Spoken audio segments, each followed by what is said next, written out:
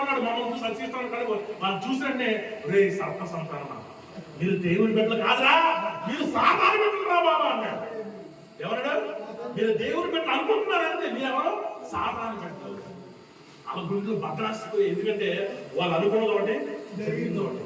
రేపు మనందరం కూడా అబ్బాయి ఏసే వచ్చామని వెళ్ళినప్పుడు దేవుడు పొరపాటు ఈ మారడం మన పరిస్థితి అంటే అర్థం ఏంటంటే మనం సరిగ్గా సిద్ధపడలేదు. ఎంతమంది కరెక్ట్ అవ్వాలని కోరుకుంటారు? అవి నా అవ్వకపోయినా కోరుకుంటారు, అందరికీ అవ్వాలని కోరుకుంటారు. ఎందుకు అవ్వాలని కోరుకుంటారు?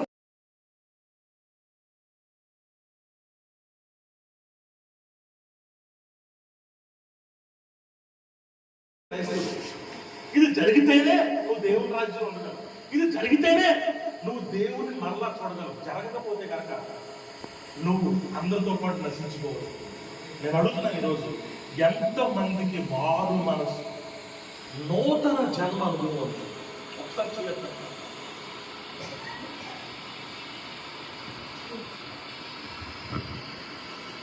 సో దేవుడు చాలా స్పష్టంగా మాట్లాడతాడు.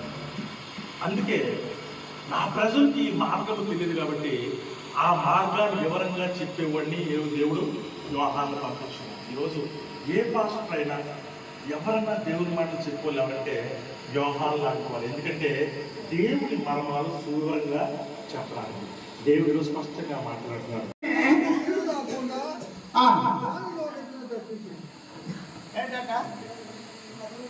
చూడండి,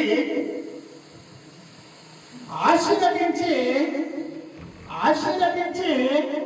నా సరిహద్దుని విశాలపరిచి జాగ్రత్తగా ఈ మాటలు తీసుకుని ఇంటికి వెళ్ళండి.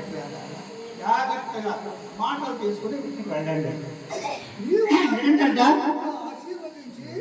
ఆ సరిహద్దుని విశాలపరిచి నీ చెయ్య నాకు తోడుగా ఉన్నా దయచేయము.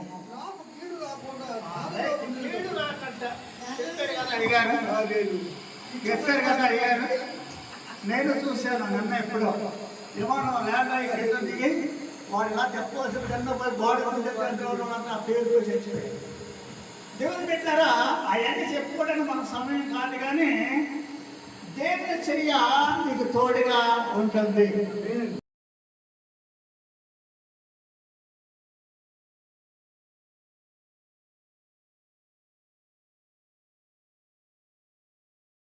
నీ కుటుంబం మీద ఉంచండి, మమ్మల్ని అంగీకరించండి, మమ్మల్ని పవిత్రపరచండి, నీ ఆత్మతో నింపండి, నీ బలముతో నింపండి. ప్రభా ఈ సంవత్సరం ప్రతి మేలు బట్టి మీకు వందనాలు తెలియజేసుకుంటున్నాను. అయా నూతన సంవత్సరంలో మేము ప్రవేశించబోతుండగా నూతన ఆత్మ మాకు కావాలయా, నూతన బలం మాకు కావాలి.